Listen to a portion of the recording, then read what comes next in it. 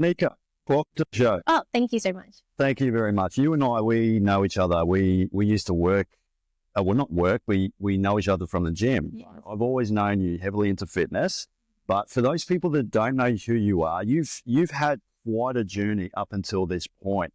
You have worked in sales, you worked in marketing as well, and now you're probably for the last however many years, it's been what, 5 years pursuing yoga as well. But talk to me about that. So how did this all lead into this? Yeah, that's interesting. So the past 5 years, just to clarify, has been my teaching journey in yoga. But yoga has been in my life for about 10 or more years, since 2011 when we met. So we met at CBJ back in the day. And that was, I had no idea about yoga, Pilates, training. I didn't know the difference. But I experienced something called body balance. And that was it was a huge eye opener for me. I was able to move my body in a way that felt so amazing and empowering to me. And I was hooked. And that kind of opened the door to yoga. Yeah. And there's so many different kinds of practices of yoga. Yeah. You've got, forget what it's called, but you've got hot yoga, you've got normal yoga, Reiki. Yeah. So it's on the side. It's connected. So Reiki is an energy practice. But we do have hot yoga. So hot yoga, we're in a hot yoga studio at the moment, but hot yoga can be a whole lot of different things. So we have vinyasa, hatha, which is a little bit slower. So hatha kind of is like the umbrella of everything. And then there's different styles that have come through. There's restorative yoga, yin yoga. There's so many different kinds. There's dharma yoga, Bikram. Yes. Heaps. Do you have a lot of elderly people that come to your classes? We have people of all ages that come, but I think it's more of just what you're looking for, right? More than your age. But yeah, we do have a handful of people from all different ages. Yeah. Yeah. I saw this video of, I think she was 99. She was 99, Indian lady, full split, but bringing her leg behind her head. It's amazing. It's just amazing. And because I think we are in a world now where we're constantly sitting at our desk. People have tight muscles, lower backs, and talk to us about some of the benefits that you've noticed from practicing yoga. Yeah, so definitely the one thing I will always say is that yoga gave me a higher sense of awareness. So there's so many different things. There's the physical portion of yoga, there's a spiritual portion of yoga as well, and the mindfulness. Physically, yoga gives your body space to move in a way, in different ways. So you're saying, if we're sitting at a desk all day, then your hips are square. There's no external rotation. There's no mobility in the hips. But a lot of yoga's movements where, say you're in a downward facing dog and you have your hips still square to the floor, but you lift one of your legs and you begin to open the hips and keep the shoulders square, then you get a different rotation in the body that you won't usually get if you're walking or you're sitting or you're driving. Yeah. So just the way that yoga moves, just the movements and the postures encourage that different kinds of movement in the hips that we wouldn't usually get. Yeah. And I've done a hot yoga class with you. I did that a couple of years ago. Yeah. And that last 5 minutes, I did not want to be there. I was dripping with sweat. I was sitting there like my body was just shaking. Yeah. And I'm this is all things you could do from home. You can do this stuff anywhere. Yeah. It's pretty amazing. You mentioned mindfulness, but can you talk a little bit about that and how that plays a role, especially in your own personal transformation? Yeah. Mindfulness is a big thing. And I think when people start yoga or they're new to yoga for the first time, they often come for the physical benefits. I want to get flexible. I want to touch my toes. I want to do a handstand. And they come into these classes and eventually that mindfulness expands and grows a little bit deeper. So what that looks like in yoga is that awareness that we have in our body. We're not using any other props really besides maybe blocks or your mat. We don't have machines to use. It's just you, your body, your breath. So breath and movement are the two things that help bring that mindfulness in. Yes. And breathwork is huge because we were talking about ice baths, before we shot this, and I've done ice baths, and your mind can't be in two places at the same time. You're in the present moment, like you're in this survival moment where you're thinking, "Fuck, this is freezing." I'm like, how do you feel like you're going to die? But channeling that and be able to utilize breath work in everyday activities. But do you talk about, or do you actually practice breath work in your yoga practices? Yeah. So we have, so our breath work in yoga, it's called pranayama. So there's different kinds of breath work that we can do. So there's like alternate nostril breathing or like holding the breath, but just the basic yogic breath is in through the nose and out through the nose. Yeah. And very deep into the belly. But the purpose of that is to bring that awareness back. Yeah. The mat. I don't think we could ever, as human beings, quiet the mind completely and eradicate any thoughts. And that really isn't the purpose of meditation or yoga. Like, I don't think it is. But it's to give yourself a little moment, that little like moment of peace. And then if it comes back, that's okay. And to come and meet that from a place of compassion, to be like, that's okay if my mind is busy, but I've got this tool of these 3 breaths or 5 breaths that will help me just calm the mind a little bit. Yes. Give yourself space. And then maybe the next wave of thoughts going to come. Yeah. It's pretty crazy. I read somewhere we have over 60,000 thoughts a day. It's a lot. It's a lot. Like we're an influx of emails and stresses and just, and we've got our boss breathing down our neck. Some people are just, got the family life and the kids, and you got so many different things. But if for someone that's going through a difficult period in their life, what would be some of the practices that you would implement into their day-to-day routine? I think just taking, this is something I've incorporated recently, somatic pauses. So this is like a full body pause of just take a breath. You know how people say, just take a breath, breathe it. And when you're like already hyped up or relax, it doesn't really help. Like if someone's telling you to just relax. But I think a somatic pause is like a full body, just a second to just kind of like get your bearings for a moment. So it gives yourself space to just feel into the body. Do I really need to react so much, or can I just take a beat? Yes. And I think that for me personally, someone who's very like spontaneous and very fiery and very on the go, I've personally felt that somatic pause has helped me to kind of like ground myself again and bring that mindfulness back in. Yes. Which is so important, which is the same as when you're in a yoga class and you're on the mat. Yeah. And the second thing I think is just to be kind to yourself in general. It's easier said than done, but just those little moments of kindness, or if we could hear, like you was talking about, the amount of thoughts that we have in a day, how many of those thoughts that we say to ourselves, we would never say to somebody else? Yeah. Yeah, we're our own worst critic, Nica. Like 100%, you would never talk to somebody the way that you talk yourself. Like we really do. We belittle ourselves, Yep.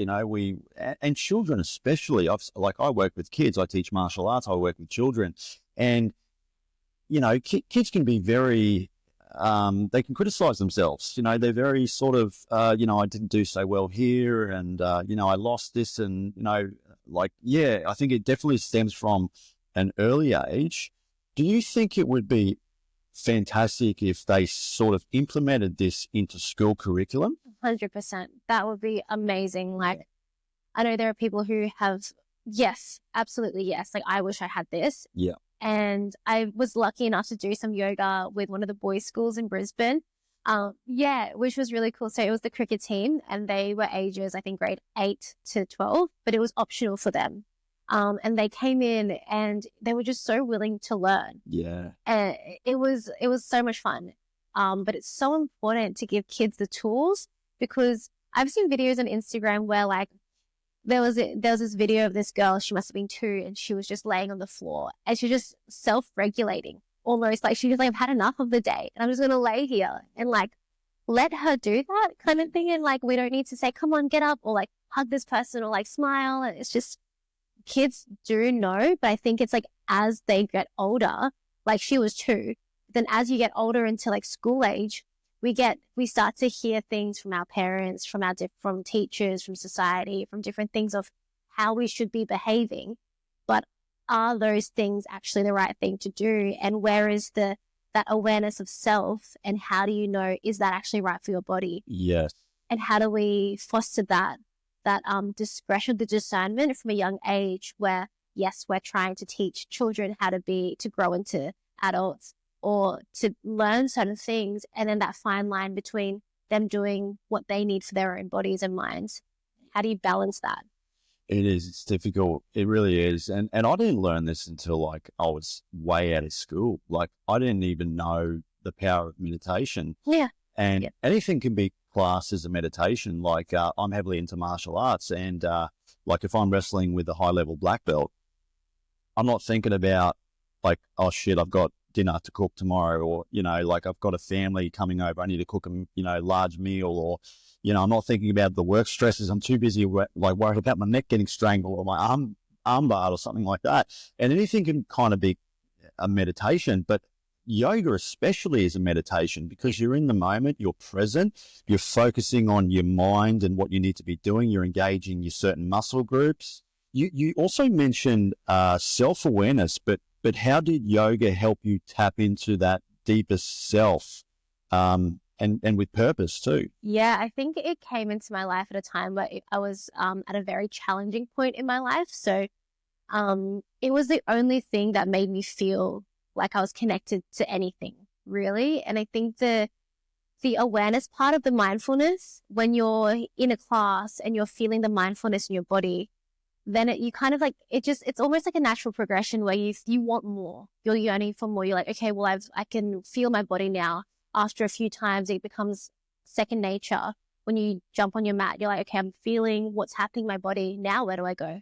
Yeah. What's the next level? And then I kind of explain it in my classes where, okay, you can feel into your physical body. Now, how does it feel in your mind? Okay, feeling into your mind. And if you've done it for a long time, you can kind of like go to those places quite quickly. And then it's like, okay, now how does your heart feel? How do your emotions feel? What's coming up for you? What images are flashing through your mind, and then continuing on. And then after a class, it's like, or when you sit and you're just thinking and you're remembering, oh, this happened in my class today. What was that about? And then you kind of look and you search deeper. Yeah. And I think it is truly a natural progression of wanting to know more, of seeking a little bit of like maybe answers if you're lost. And then it becomes that deeper sense of self-awareness. Yeah. Yeah. Was there ever a transformative moment or realization that had sort of shaped your current approach to teaching? Yeah, teaching and in general, in life, in business. I think it might have been definitely that time, like 2013-ish, was like, that was a challenging point for me personally, but it was also like the height of like fitness influencers and Fitspo and everything. But at the same time, in my life, I was working at a chiropractor.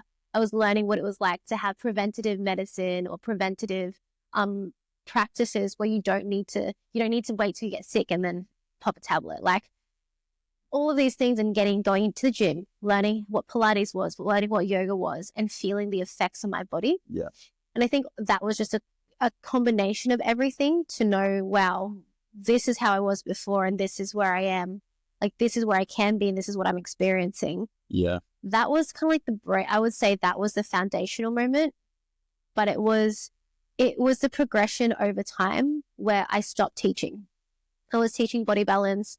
I stopped teaching. I was working, I think at Suncorp, like in sales.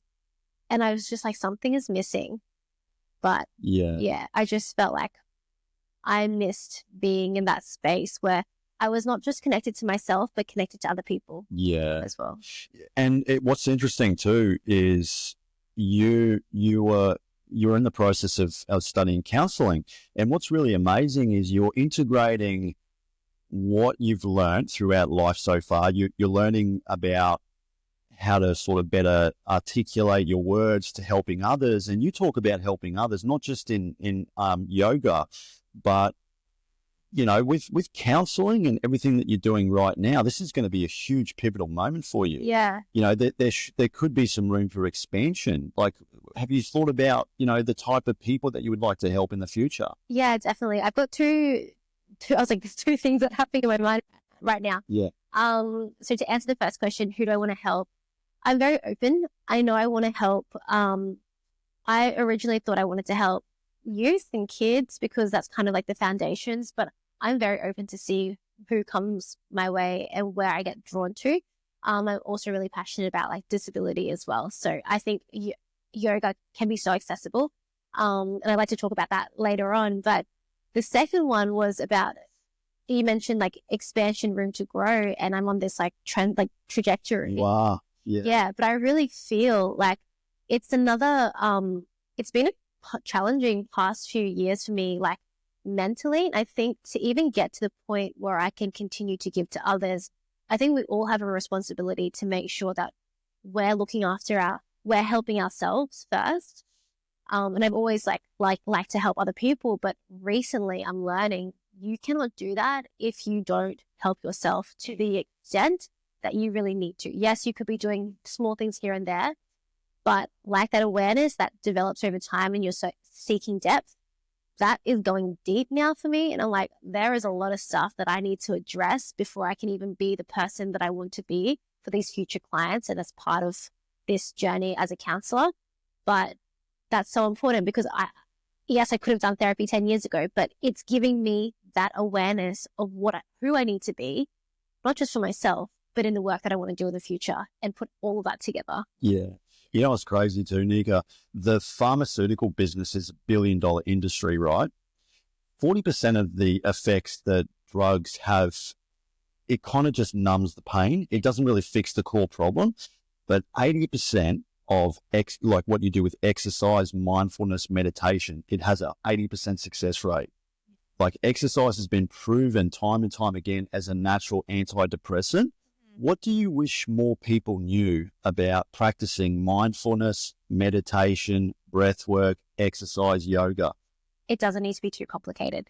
I think that's the biggest thing is just arrive, turn up, and don't give yourself such strict rules. I think when people come into meditation or yoga, a lot of things that I hear are like, I'm not flexible enough, or like, I'm not patient enough for that. And it's like, just, okay, that's okay. If you're not flexible, then you're not flexible, but you're still in the class. And slowly over time, that compassion for yourself for not being flexible and being able to meet yourself where you're at is such a huge tool you can take across different areas of your life.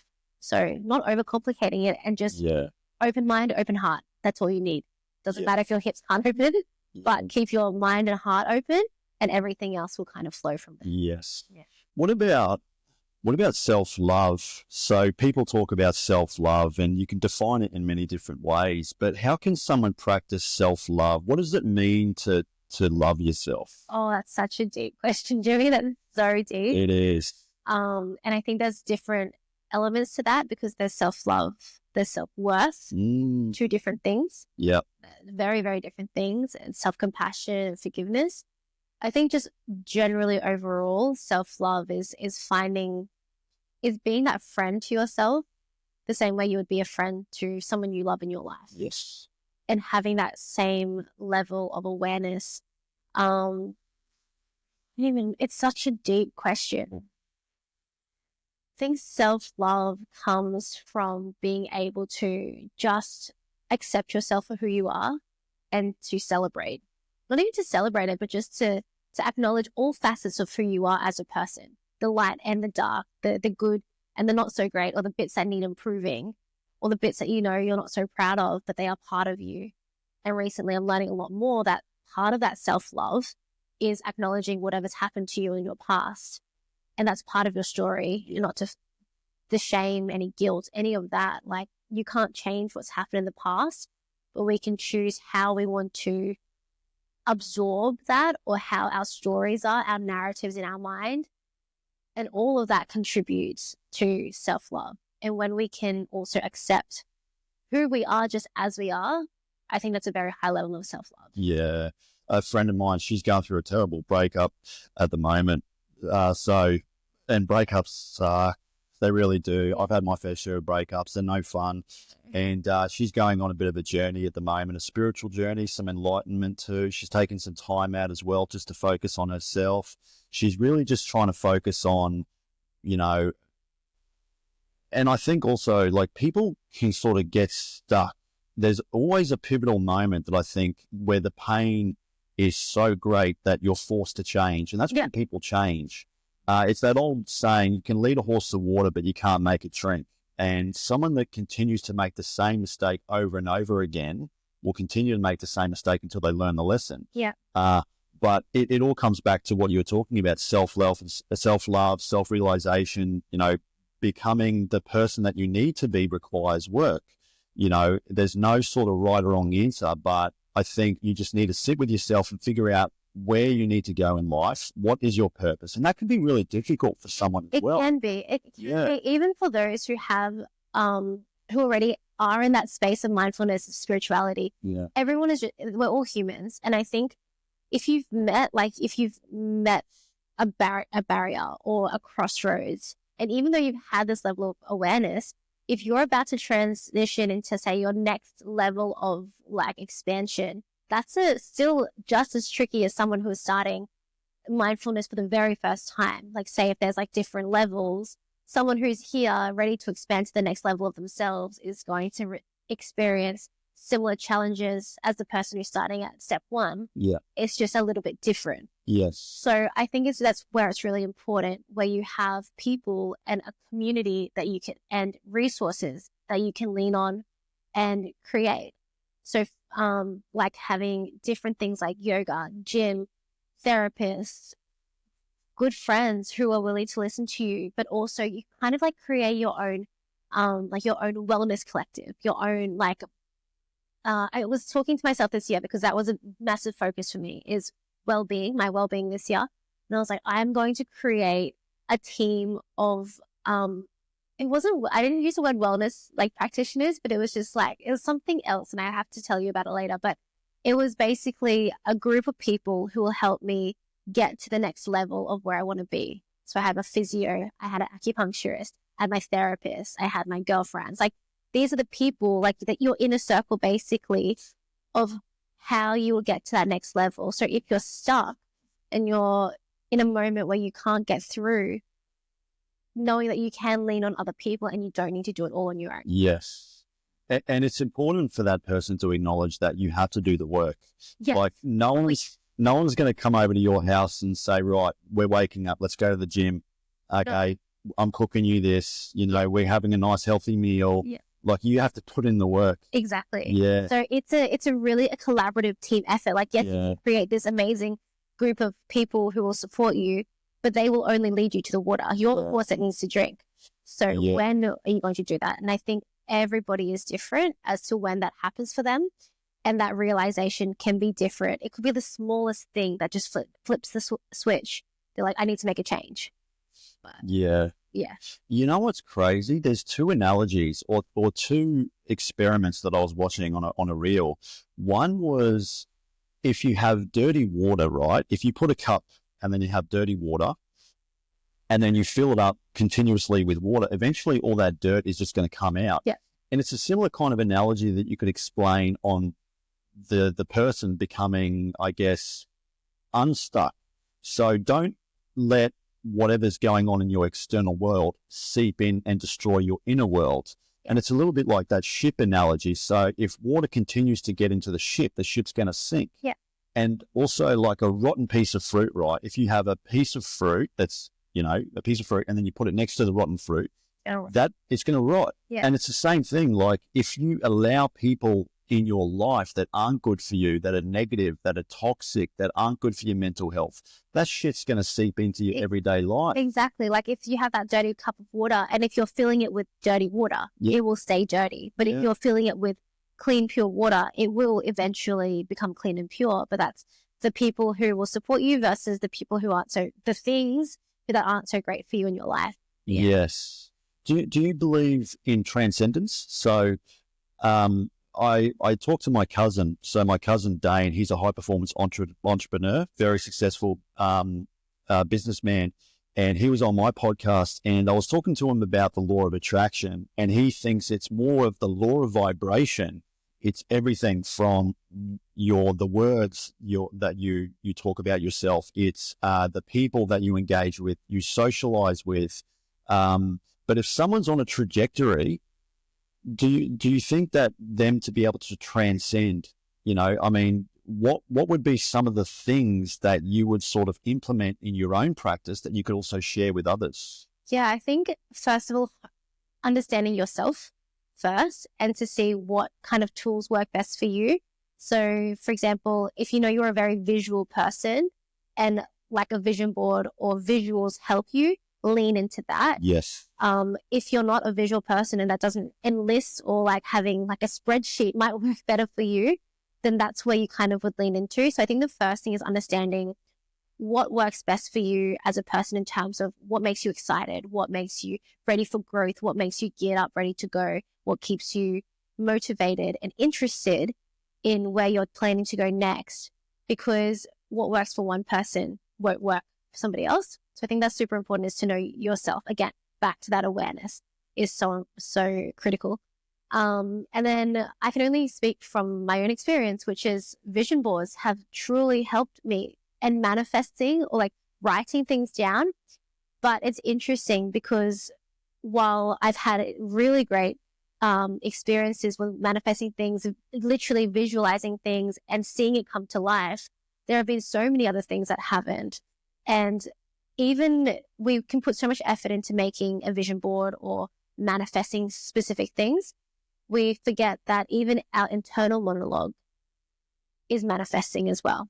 So if we go back to what we were talking about, how we're not so kind to ourselves, if we're not fine-tuning and looking after our self-love, and we're meeting ourselves and we're telling ourselves, you're not good enough, you don't deserve this, you're not worthy of that, then the things that you're trying to manifest can sometimes be blocked by what's actually, do you believe that you will get that? Yes. So that's kind of like where it's so you can want these things, and some things are easier to manifest than others because maybe you really do believe that you can get this and you can see it so clearly. There are other things that you want that you're trying to do all the steps, but it's like, what is blocking me? And is it something else that's happening within my subconscious, within myself, that is not allowing me to do the things that need to get me there? Yes. And you're a person that practices manifestation.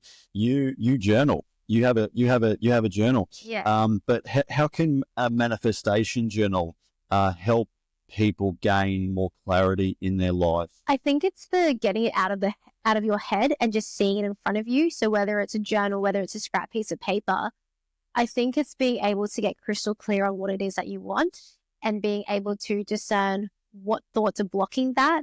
So the purpose of the journal is really to empty out the space that's in your mind.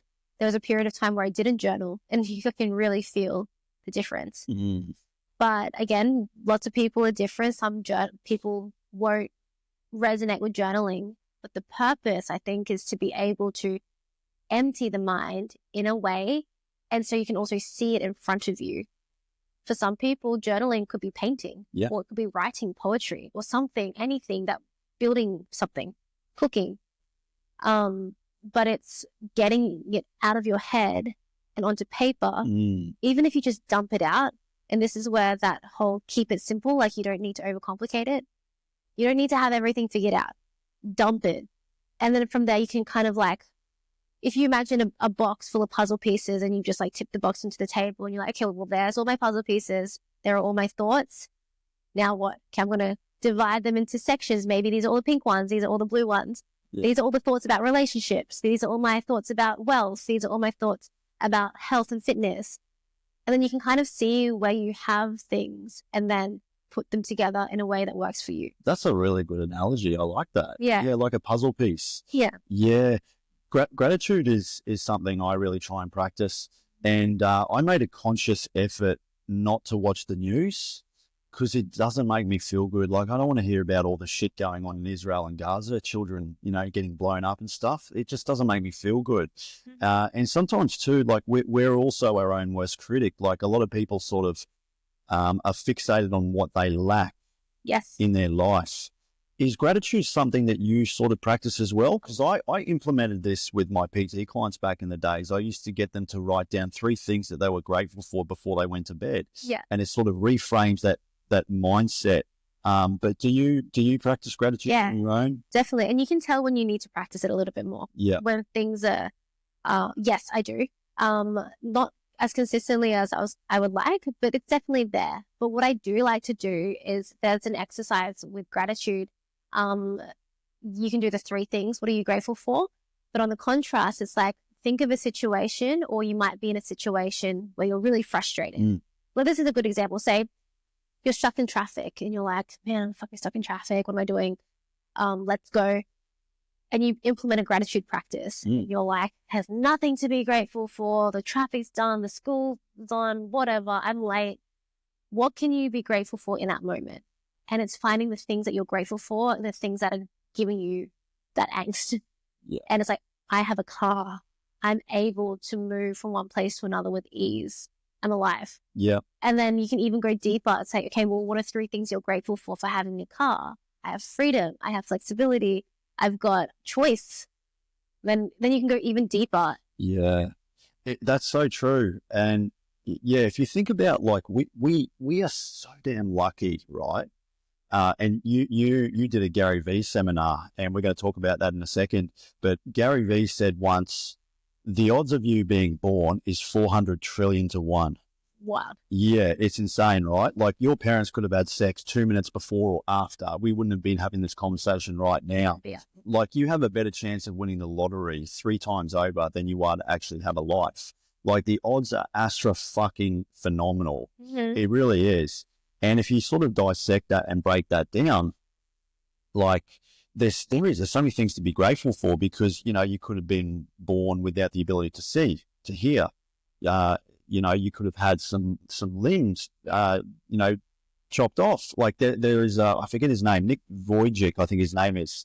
Do you know him? Arms and no legs. No arms, no legs. Him. You met him? Yeah. So Really? he was in Mount Gravatt. I think my best friend and I, we used to go to Hillsong back in the day in high school. But he was a speaker there. And like, we gave him a hug. It was so cool. Like, he was such an inspirational speaker. He really is. I think he calls his foot a chicken, like his chicken drumstick or chicken nugget. Something. It's his foot. Yeah. Like, he has a little flipper foot. Yeah. He's really inspiring. He really is. And he is one of the happiest people that I see. Like, for a guy that has no limbs, that just defied odds. Like, I've seen him swimming, and, he has a family, he has a wife and kids. Like, he's just the true testament and power of overcoming adversity and obstacles. And, there's always so many things to be grateful for, because, life is going to throw us certain challenges, and how we face them is up to us. We can let that drown us, or we can rise above it. And some of the biggest breakthrough moments that I've ever had in my period in life has been through overcoming hardship, whether it's heartbreak, losing friends, financial burden, just anything really that just doesn't really have a sense where I'm on a trajectory or having a sense of purpose. It's really important too, that I think people need to understand that, from where you are and what you're going through right now, you have the power to change that. You do. Yeah. Yeah. And I think it's developing the discernment to understand what you can and can't change. Yeah. And being okay with the things that you can't change and focusing on the things that you can. Like being stuck you can't change that you're stuck in traffic, but you can change your mindset as to what's happening while you're stuck in traffic. Yes. Talk to me about Reiki. Yeah. What is Reiki? Yeah. So Reiki is a Japanese energy healing modality. So it's quite young. It's probably about like 200 and something years old. So it was founded by Mikao Usui in Japan. Right. And so I think he was a monk. I can't remember, but I know he was meditating at a certain mountain in Japan, and he had injured his knee I think on the way there. And so he's like, I'm going to sit in this cave and I'm going to just channel all of my thoughts and all of my energy to healing this knee, because I need to eventually go back down the mountain. And that's where in the end, his knee was healed. Like, he was able to move. And that is the power of like your thoughts, your energy, intention. Obviously, if his knee was severed, completely different story. But it's just, it's very interesting. Yeah. But having been a Reiki practitioner for 4 years now, it was the most amazing experience that I've had, I think, in my life. And it was the most unexpected experience. So just to keep it simple, it's a very I always have trouble explaining what Reiki is, but imagine, when you walk into a room and you can feel somebody's energy, you can kind of feel when something is off, when something feels good, when someone is sad. It's like your intuition. It's your intuition. It very much so. It's your intuition. It's the energy of not just yourself, but of somebody else, and the life force energy that moves around us. Like everything has energy. This has energy. We have energy. We're all made up of molecules that are vibrating at a certain frequency. And so what Reiki does, it taps into that energy frequency, and it uses certain hand movements or gestures, which really brings about a certain feeling of intention into that. So I've got a couple of tattoos here. So that's a Reiki symbol. Oh, wow. That's a chakra. And that's kind of like, so you bring all like the life force energy back. It's like in. a roadmap. Yeah, it is. That's so cool. Then this one here is the third Reiki symbol you kind of learn. So that one there. Yeah. And that's kind of like Reiki, since energy moves through time and space, if you're doing distance Reiki or you're trying to connect to something from the past or into the future, like that's kind of what you would like the symbols that you would make. How does someone practice Reiki? Yeah, so what it looks like, it's kind of like acupuncture without the needles. Right. So what a Reiki session would look like, usually a massage bed. So the person receiving the Reiki is on the massage bed, and the person who is doing the Reiki is either sitting or walking around them. It's very gentle. It's very subtle.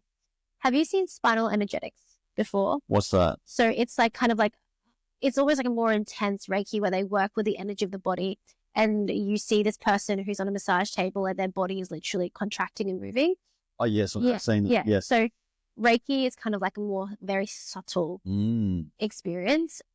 So what it looks like, it really doesn't look like much. It looks, someone's just laying back and the other person is kind of like either hands on their like shoulder or their head or hovering their hands around.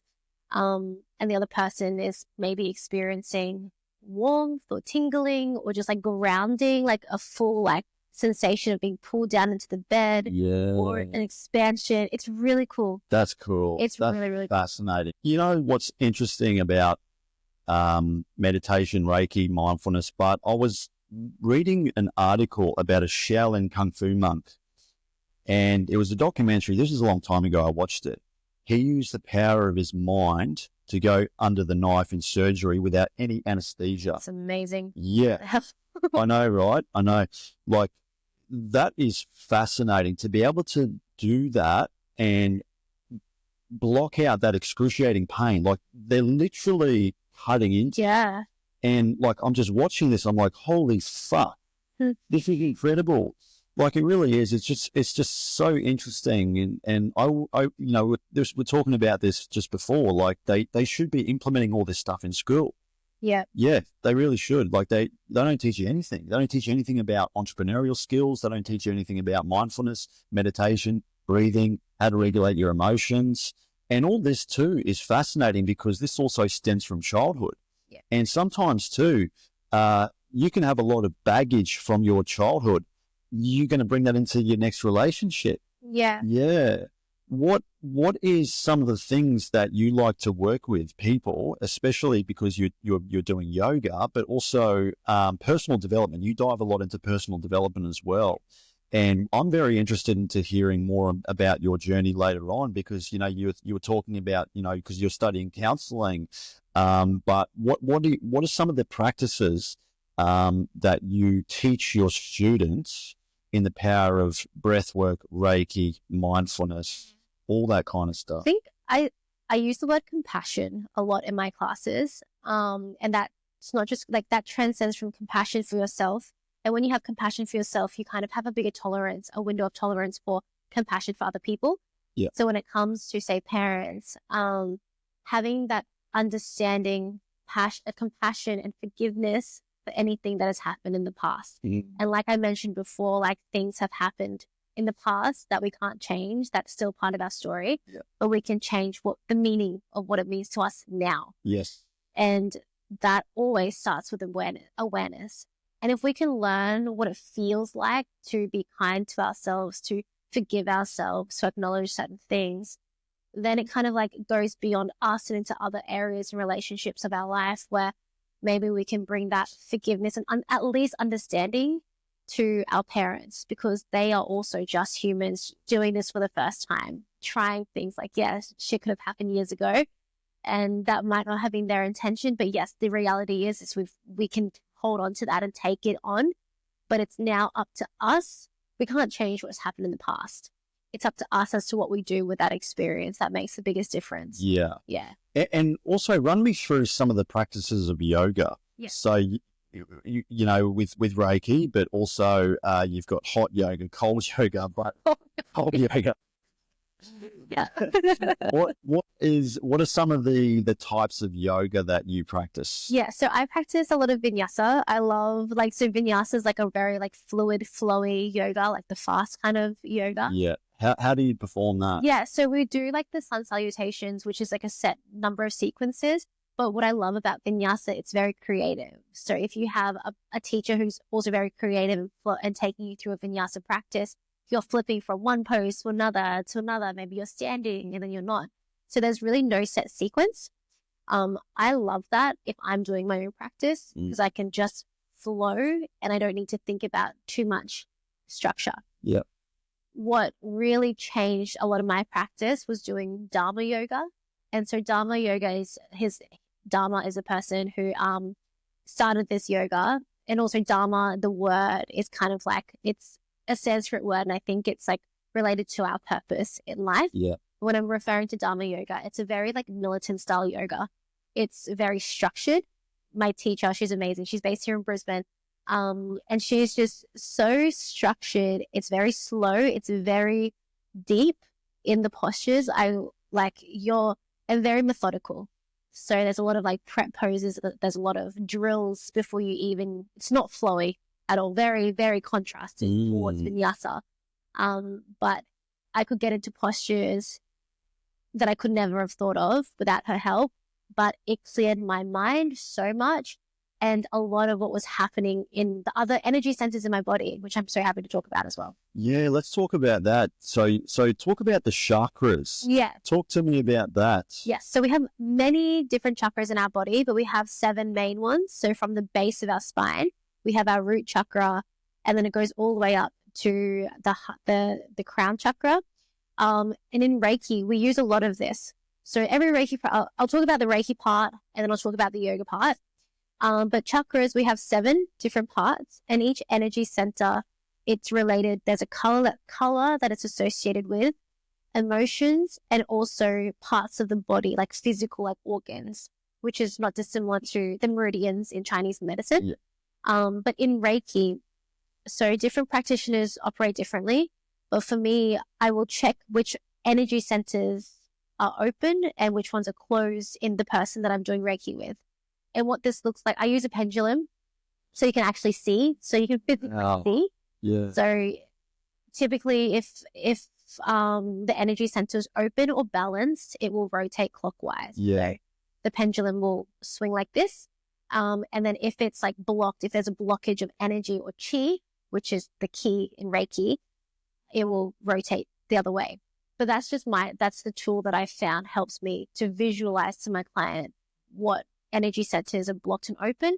And that kind of gives me a guide, like a roadmap of where to focus, but I'll move intuitively across the body. Yes. So if there's a blockage in the heart space, for example, it's like, okay, well, what kind of feelings are coming up? It might be if they might have gone through a breakup. They might have difficulty even just breathing, or they might just be not so kind to themselves at the moment. And that's kind of like where you can connect those feelings. But in yoga, this is where I felt it for myself, headstands. So headstands was something that I couldn't do for 10 years. Wow. I know. And it was something that I was just like, you're a yoga teacher. Why can't you do these? You should do these. And now you can't even teach them in your classes because you don't know how to do it. So I've tried for years. And it wasn't until I was working with Perla, my Dharma yoga teacher, who helped me get to that place. So my issue wasn't the strength. I had the strength to hold myself up. The problem was my proprioception, my awareness upside down, but also my solar plexus. So there was one moment she came in, she's like, your solar plexus, she's like, be mindful of that. I instantly knew what she was talking about. So your solar plexus energetically is the energy center for determination, grit, like moving forward. And I've always felt that push forward. Yeah. But if you have an overactive, so it has to be balanced. If it's overactive or underactive, then it's imbalanced. It has to be just kind of steady. Mine is like, I feel like mine is overactive. Yeah. So in a headstand, I'd be holding on so hard, trying to balance, just try again, like pushing yourself. And to the point where I'm like, and then I stopped, and then I heard my dad's voice like randomly. And I'm like, I wanted this so bad. I'm like, no, I want to be in a headstand. And I was pushing so hard. And then I heard my dad's voice randomly come in. And he was like, be careful, you might break your neck. Like he would say that to me as a kid, just randomly, just because he was protective. He wanted me to be safe. And then it was like a light bulb moment. And I was like, oh my God, the reason I can't get into a headstand, yes, I know where my legs are meant to be, but the reason why I can't stay there is because I'm scared I'm going to hurt myself. I'm going to break my neck. I need to let go of that. I'm safe. Like if my dad saw me doing that, he'd be like, you might break your neck. I'm like, no, I'm in control. I know what's happening in my body. Yeah. That gave me so much calm and peace. And it allowed my overactive solar plexus, who wanted it so badly, to relax a little bit and just to stay. And now I can just stay there. My brain's calm. Wow, that's amazing. It was really cool. I was like, this is what it means when your energy centers are trying to tell you things. Yeah. And so if I didn't have that random thought, and if I didn't pick it up, I would still be there trying to like stand in the headset. That makes me. Yeah. That's fascinating. That's so interesting, because a lot of the most successful people on the planet, if you look at it's the same sort of question. It's where they've gotten to is because they've overcome that limited belief within themselves. It's huge. Like if anyone that's on a trajectory in life where they're ascending, they're leveling up, it's breaking through that plateau, that limiting beliefs, because as we were talking about before, this also stems back from childhood. Yeah. How does someone tap into their chakras? Like how can someone do that? I think everyone can kind of like feel it in their own. It's you can do a thing where like you become like a human pendulum. So for example, like you can bring your hands to like the lower part of your back, and if you're really, really super still, like your body will start to kind of like rock. So we can do it. Yeah. Sure. So I'll see if this happens for you. So bring your hands to your lower back, like right on your tailbone, kind of just there. And let's just soften the shoulders and just like let your body like completely just, can you feel yourself swaying a little bit? Not yet. Try not to hold on so tightly. Yeah, a little bit. Yeah, and you can kind of feel yourself swaying. So I'm rotating to walk clockwise. Yeah, stay with it. You can kind of see yourself swaying. So you don't want to sway yourself. You just want that energy. Yeah, I can see you kind of moving. Mine's like kind of backwards. Yeah. So a forward and back. So it can be interesting. So for some people, it might be a circle rotating that way. For you, it could be forward and back might be open, and then side to side could be a closed energy center. Right. Yeah. What's that mean? So that means the energy. So for example, if my root chakra, and then you would, wait, okay. So you could go like to different parts of your body and then holding on to different energy centers and just tapping into that energy and really feeling and noticing which way you're swaying. What it means when it's open or closed, it means, say, if my root chakra, which is responsible for me being present, being grounded in the here and now, if I'm too much in my head, if I wasn't focused on our conversation and I was thinking about what I need to do later on today, and I'm like over here, chances are I'm going to be rotating in the opposite direction, because that means my root chakra is blocked. Wow. Yeah. And there are certain parts for different people where more energy centers might be open and closed more typically. So sacral chakra, just below the navel, that is like your emotions, your creativity, your sensuality, sexuality as well, your creativity. So if you're feeling that you're not creating, if you're not connected to yourself, there's probably blockages in there. Yes. And depending on what's creating that blockage will determine how open and how long they'll stay open for. Yes. So if you're not feeding that creativity, or if something is limiting that, then it will continue to stay blocked. That's so interesting. What about breath work? Like what are some of the breathing techniques that you talk about? So in the yoga class, I'll do a lot of like alternate nostril breathing, or box breathing. Yep. But I just like to keep it simple. I just like to do deep breaths, or like from the belly to the rib cage to the chest, and then letting it go. But breath work, we run breath work here. We have a facilitator who runs specific Tumo breath work. I don't do that, but I've experienced it and it's amazing. Yes. It's actually quite physical, and it's very like, it takes a little while to get into, but I think as anything, the more you practice, the quicker you can kind of like get into that state of like just what you have a body high, because that's the hyperventilation of the breath, controlled environment.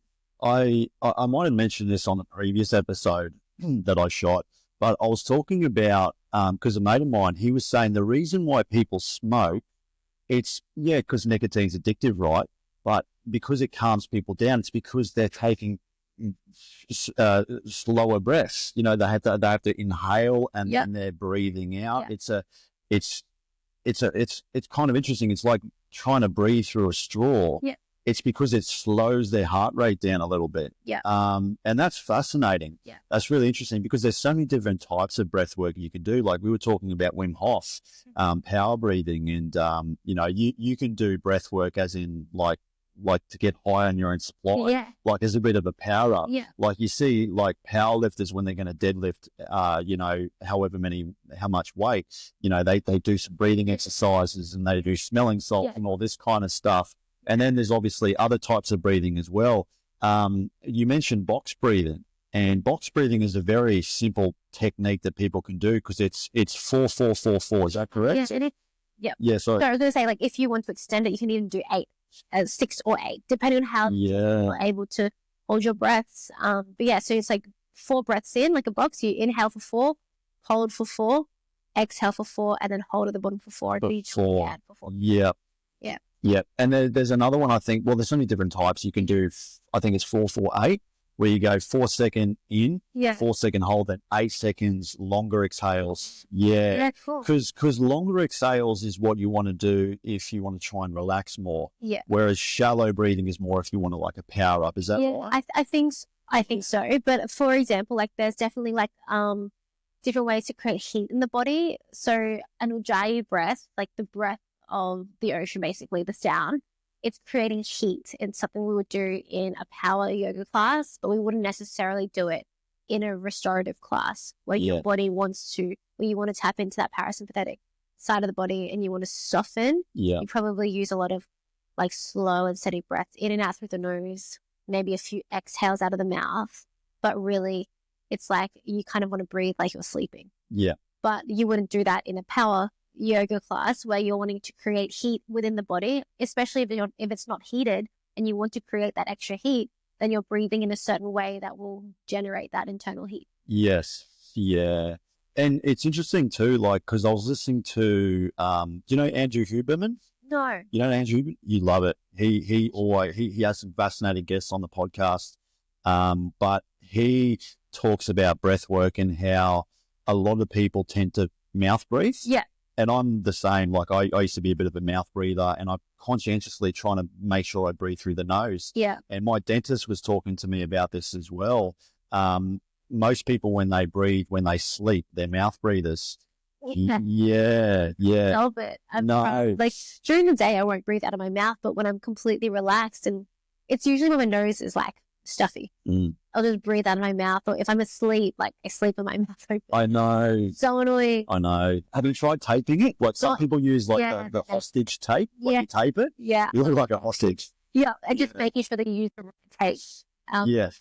No, I haven't tried it, but I know that the effects of what mouth breathing can do and how it can change the shape of your face, teeth, and and what's fascinating is you've got your gut microbiome, right? But you've also got oro microbiome as well. So a lot of the times that you're taking in a lot of pollution, carcinogens is through the mouth. But they say too, we really should be majority of the day be doing nasal breathing. Yes, because it's better for our bodies. It's cleaner. It's our nose is made to filter out those. That's right.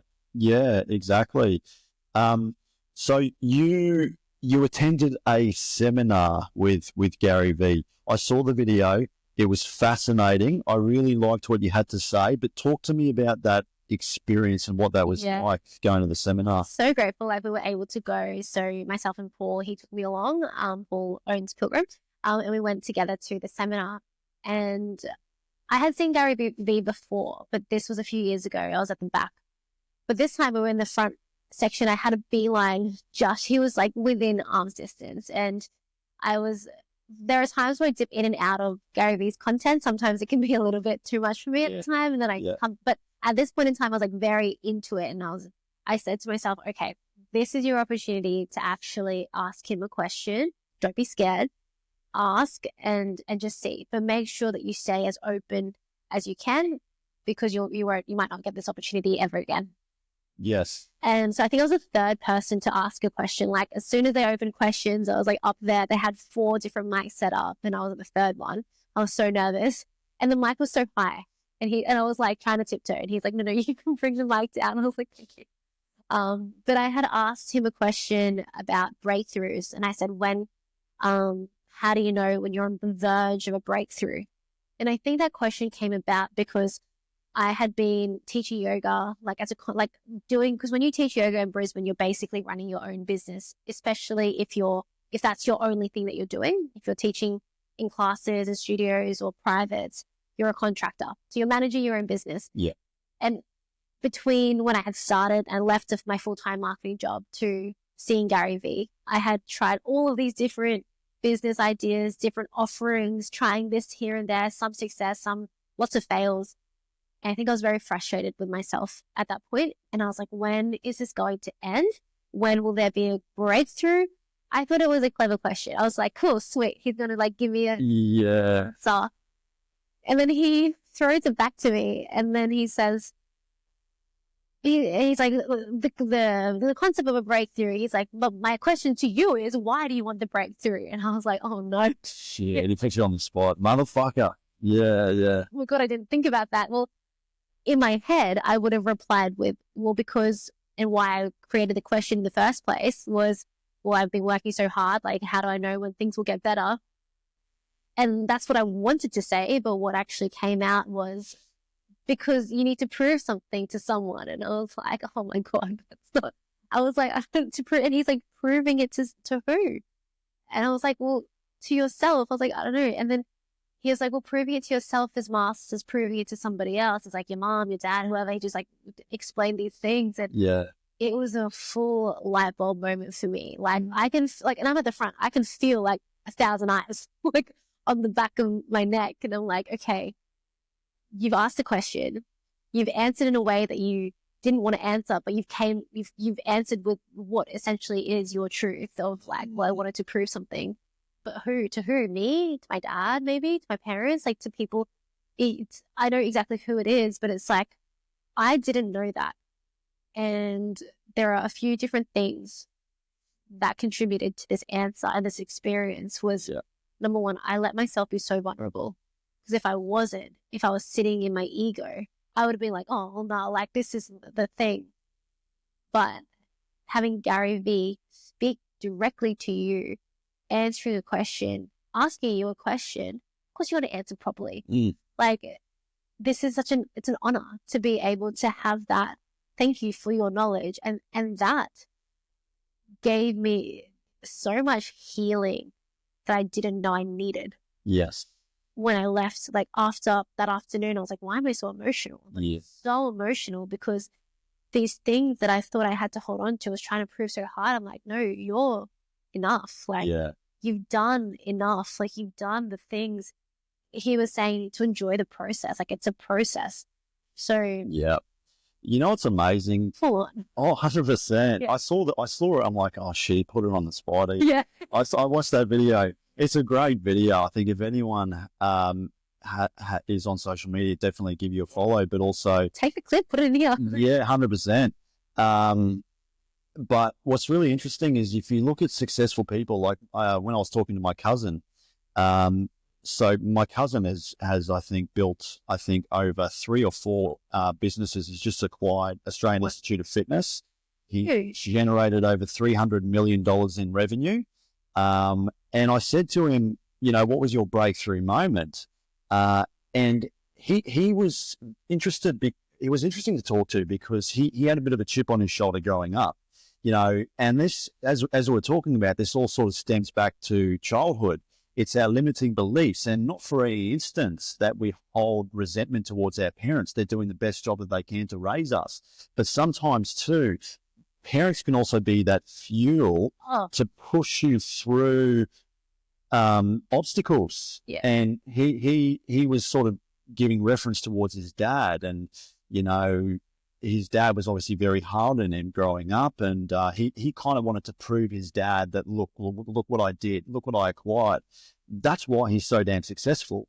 And Alex Hormozy was the same. I was listening to Alex Hormozy. I love Alex Hormozy, but he also had a bit of an interesting relationship with his father.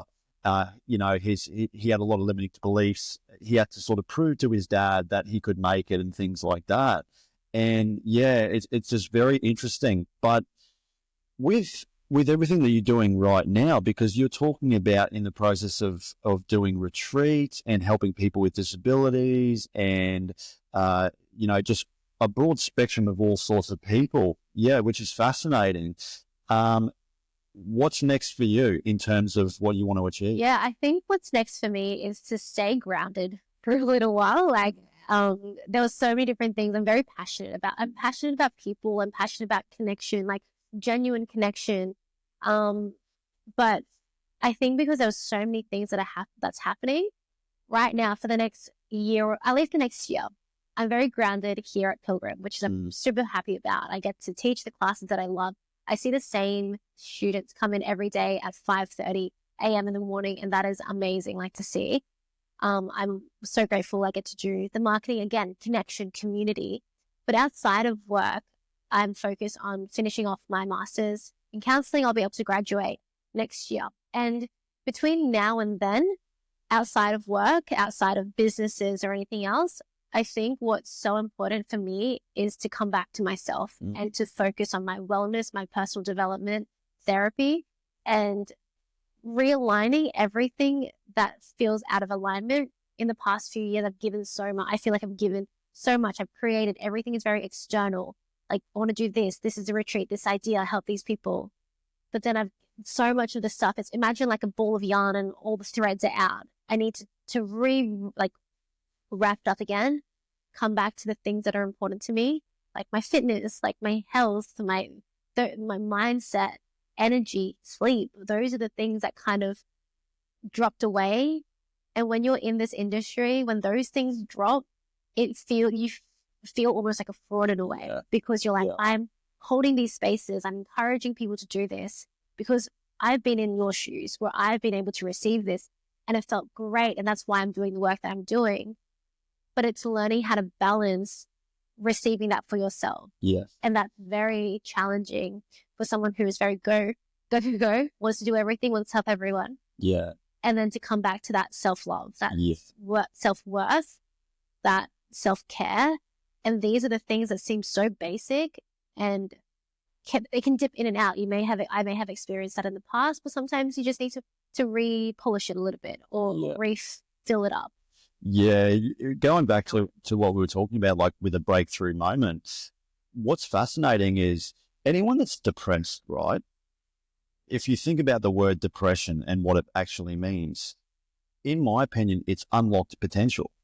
You're in a position right now where you don't know where the direction in life. You have so much potential, but you don't know how to get there.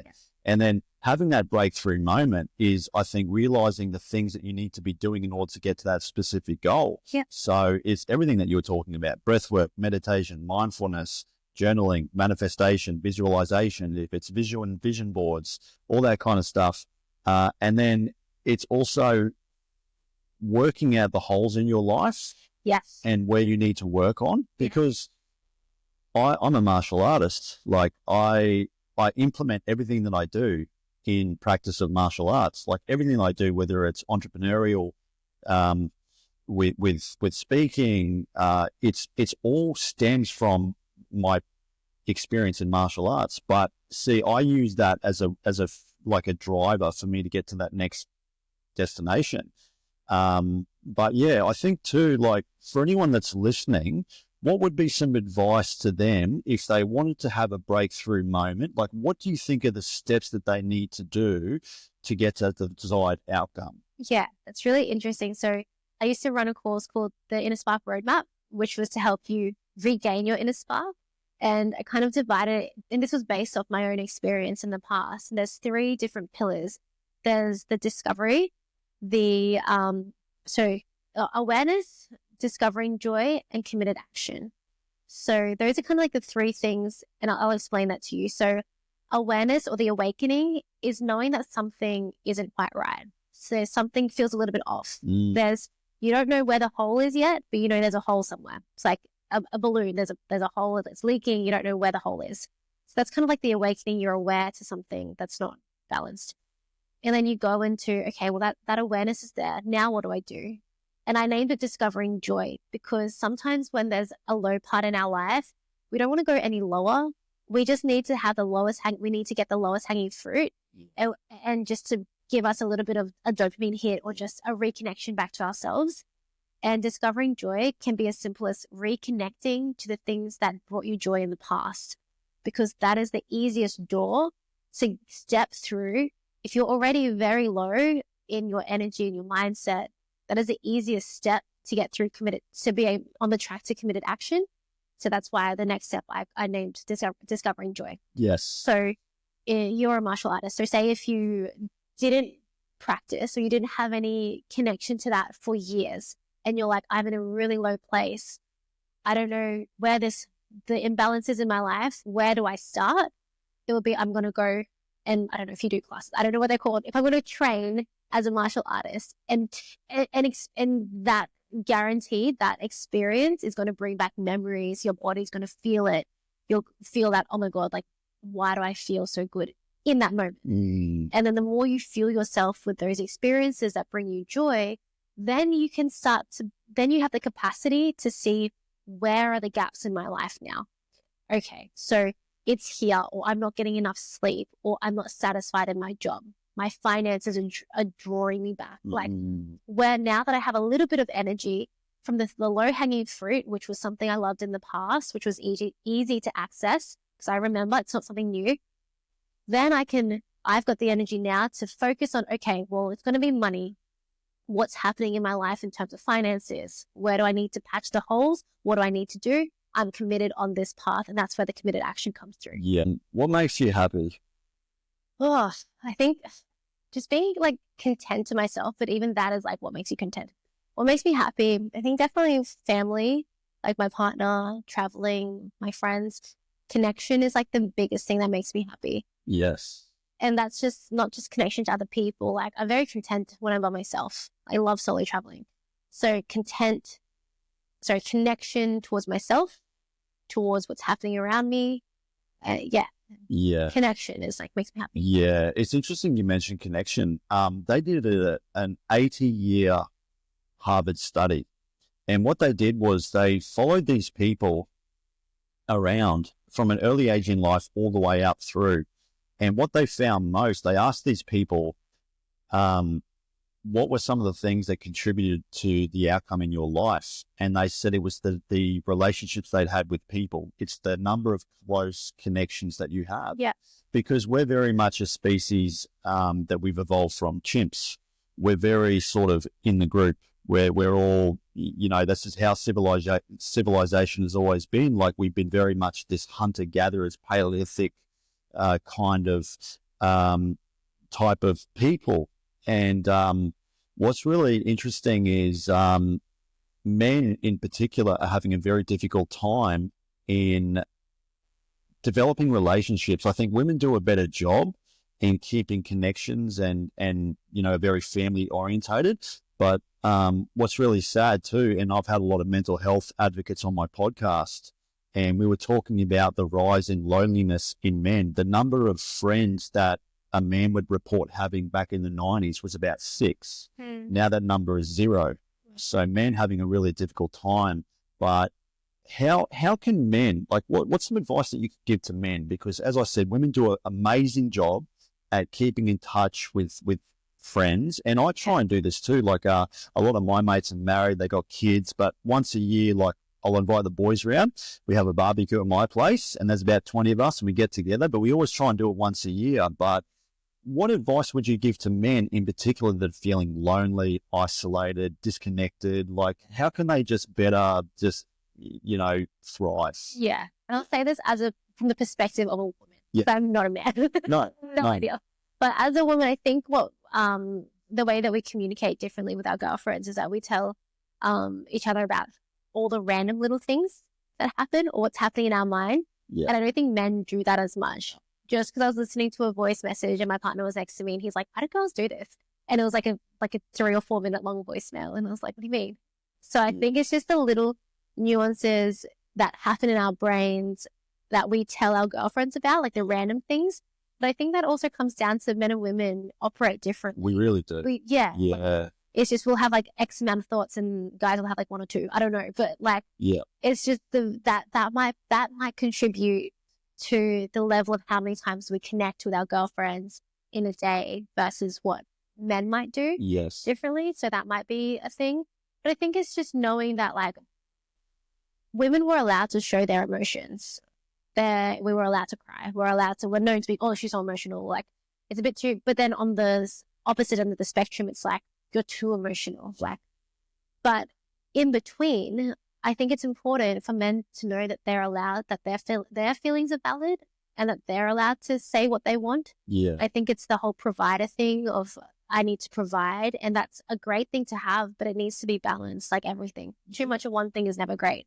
So knowing that their voice matters just as much as a woman's voice matters. Yeah. And to be in those spaces where it does feel like amazing to have that connection. Yeah. I know there are like men's circles and things like that, but we have we have a great community of men who come to Pilgrim and who are in the yoga room, like in their yoga classes.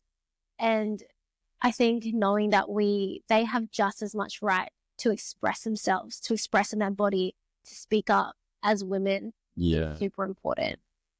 What do you think women should know about men? So what I mean by this question is you're talking about vulnerability. Men are hesitant about opening up to their romantic partner because they're worried about it being weaponized and used against them in a future argument. Men are on a sticky sort of slope because any sort of chink in the armor is going to reveal, oh, I don't feel safe with this person. And we know firsthand that the suicide rate is higher in men than it is in women. Men are 3 times more likely to kill themselves compared to women. And vulnerability is one of those touchy subjects because I'm not saying a man needs to cry all day, every day, or cry because he had his PlayStation turned off. Yeah. But I mean, if there's been a death in the family or if he's really going through some really hard, difficult times, how can women better learn how to hold space for men? Yeah, that's a really challenging one. I think it depends. It's knowing who that person is that you're trying to hold space for. Yeah. Because there is like just in general, like people that you see that you may be acquainted with, but it's like, first of all, who are you holding space for? Who is that man in your life? Is it your brother? Is it your dad? Is it your uncle? Is it your partner? Because holding space for those men are going to be very different depending on who it is. Yeah. And so I think removing the like, yes, I'm a woman, that's a man, but it's like, how can I hold space for this human being in front of me? And back to basics of that compassion, that understanding, listening, and knowing that you can't force things onto somebody else and just trying to understand where they're at.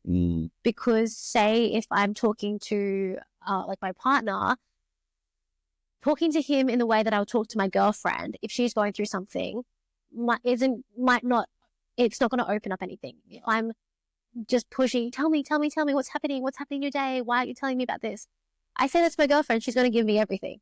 I say that to a guy, it might not be that. So as the person holding space, so if you're the one holding space, you kind of have a little bit more responsibility because you're the one who is you're opening up that channel and that environment. Yes. So you're kind of the one who needs to be a little bit more adaptable to what's happening in front of you. Yeah. So if you're coming full speed and be like, what's happening in your day? Why are you telling me what's going on? Tell me everything. Like, and the guy's like closed up because he's like, I don't want to tell, I don't want to.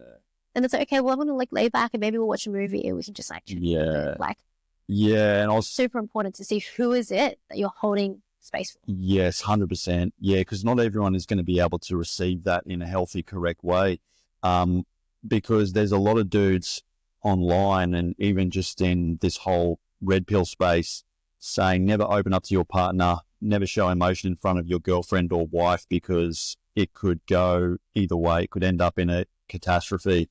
And I think it's really sad too, as someone that is in a loving monogamous relationship, you know, who or better yet would you want to open up to the most is going to be your partner. Absolutely. And if you're married and you have traditional values and you're in a committed relationship, yeah, you want to share everything. Yeah. Yeah, but I think also too, something that I think women don't know how to deal with is male vulnerability. Yeah. I think a lot of women don't know how to deal with that. And I think it's important because like I was following a page called She Is Not Your Rehab. Yeah. So it's a really interesting page. I think they're from New Zealand. And as like partners, as I mentioned before, I think it's so important that each individual is responsible for their own personal development, their own spiritual development, their own mental health. So yes, while we can be in a partnership and holding space for each other, it isn't necessarily, it's not the responsibility of the other partner to fix the other person, but it is in a partnership that support and it's helping the other person find the right support. Yeah. Because if a woman doesn't know how to hold space for what that man needs, then she's not the best person for that man to open up to for this reason, for that specific reason. She's probably that she can be there as a partner and experience the other things, but that's why there's people like therapists and professionals who can hold those spaces where that man has a safe space to go. Yeah. And then he comes back, and then that the partner can hold space for the man in a different way. Yes. In a way of a relationship or in an intimate space. Yeah.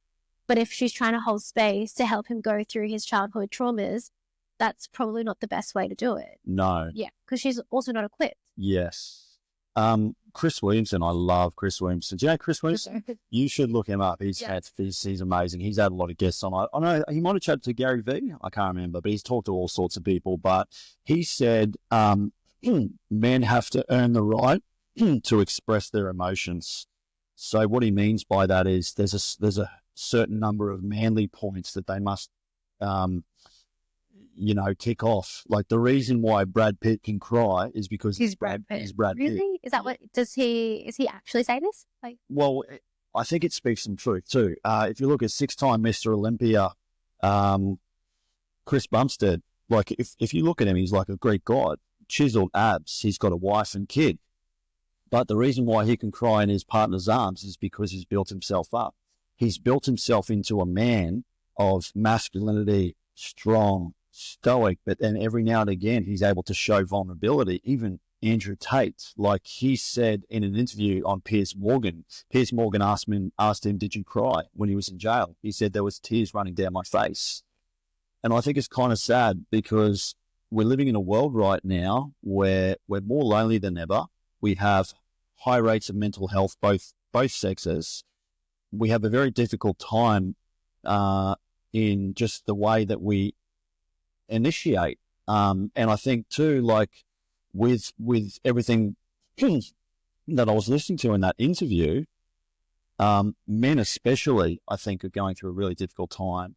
But I think, we need to sort of work together and see where it is. I think it's really definitely a collaboration, and it's interesting to see because when you were mentioning like the athletes who have gotten to a certain place and they're able to show that vulnerability, my thoughts went to, for him to get to a certain place of where he's at, he's also had to work on his mindset. He's had to work on his self-worth, self-love, all of the basics that are beneath the surface that has allowed him to feel safe in his vulnerability. And does that affect, and those things also seep through into the relationship that he has with his partner. So yes, everything is so integrated because to get to a certain place of that peak athletic fitness, you do need to have those things like you that. You have to do the groundwork. Yeah, you need to do the groundwork, which I think is where a lot of that vulnerability will also come out of. Yeah, because if you think about this too, Nica, like I think about our war heroes. I think about the men that came back from World War I, World War II. How their wives and girlfriends would have helped them through those traumatic times. You know what I mean? Yeah. Like times are changing. Yeah. Like I think, who especially just need this right now is just the average man that's going through a difficult time. I don't know. I think we got a little bit of work to do in that space. I think we definitely need work to do as a collective. And I love that teamwork thing, because I think it's really important. Like, I think there's like so much like black and white around roles, or like this is like gender roles and things like that. But it doesn't necessarily need to be a gender role, but it's knowing what role do you play within that relationship with that other person. Yeah. And that's why I had mentioned it's important to know who is it that you're holding space for, because I know if I'm holding space for my little brother, I'm going to be I'm going to hold my role as his older sister a lot differently than I'll hold my role as to my partner. Yeah. But I'll still but the intention is very much the same. It's the intention to help because I love them, because I want to support them. Yeah. To help them find if I'm not the right person for them to speak to, then who is? And I'm going to help facilitate that. Yeah. I think you nailed it too. You mentioned a good point. Like, your partner needs to be able to hold space for vulnerability, but also, you have to do the groundwork. Yeah. You have to do the work that's required. But it is a very difficult topic. It's a touchy subject. It really is. Yeah, 100%. But what's happening with you? So, just run me through really quickly. What have you got? Any upcoming events? Talking about retreats. Yeah. Is this going to be on the horizon? I think for maybe in a couple of years, I would love to do a retreat. Yeah. I was originally thinking of doing one in the Philippines, but I'll probably do one maybe in Thailand or Bali. Yeah. And I would love to one day just do retreats for like women, just to like come back to themselves. And I love that concept of the inner spark, like igniting that flame and that reigniting passions that you've lost, because that can just open up a world of change when you're ready. But what's coming in the next year for me, though, is for me to experience these retreats. It can sound a little bit selfish, but this is where I want to be, and this is where I'm working towards, to be able to build myself into that person who is ready to then hold that space. Yeah. Have you done a retreat yourself? No, the closest that I've done on a retreat is my yoga training, but I haven't been on a proper retreat myself, and that's super, super important if you're planning to hold retreats later. But this year is all about wellness and receiving. Yeah. My cousin did a retreat. He went to an executive burnout retreat. And I think some of the things that he was doing, like a few days, no phone, no talking, you're just literally in silence. Yeah. Yeah. Like, how would you go with that? I think I would, like, people who know me, like, you won't be okay, because I like to talk. But I think in the right setting, it's really healing. And we did a little bit when we were doing our training. So we wouldn't talk for the first 3 hours of the day. So we'd, this was in Thailand, before our day would start, we would wake up, do our first lot of meditation, do our practice, have breakfast. That's 3 hours. And after that, then we started to speak. Yes. But you can still feel, but we were able to communicate with, like, still acknowledge people. You're usually sharing a room with someone else. But yeah, it was actually so nice. It was you didn't need to think and talk. Yeah. You could just be. Yes. Yeah. But that was a little bit different to just sitting and meditating, or just sitting in silence all day. Yeah. You still had movement and things to do. So. Yeah. And where can people find you? Because you're on the socials. Yeah. So where can people find you? Yeah. So they can find me at nica.yogicoach. Yeah. Find me there. Find me at Pilgrim as well. And Pilgrim, South Brisbane. Yeah, Fish Lane. Fish Lane. Yeah. Awesome, Nica. Always good to chat to you. Thank you so much. Literally just picked up from where we left off, I think, last time we chatted. Yeah, definitely. Yeah. I mean, I could talk to you all day. I find you a fascinating person. Like, I love anything to do with health, wealth, fitness, personal development, and you've got such a wealth of knowledge. And I think you're definitely on a trajectory with what you've done in your life, especially now that you're sort of moving into more psychology and counselling and things like that. Super. I think this is all going to kind of connect. Yes. Yeah. It feels like that. It felt. Yeah. Like the ends are coming together. Yeah. Yeah. Yeah, 100%. Awesome. Thanks, Nica. Thanks so much.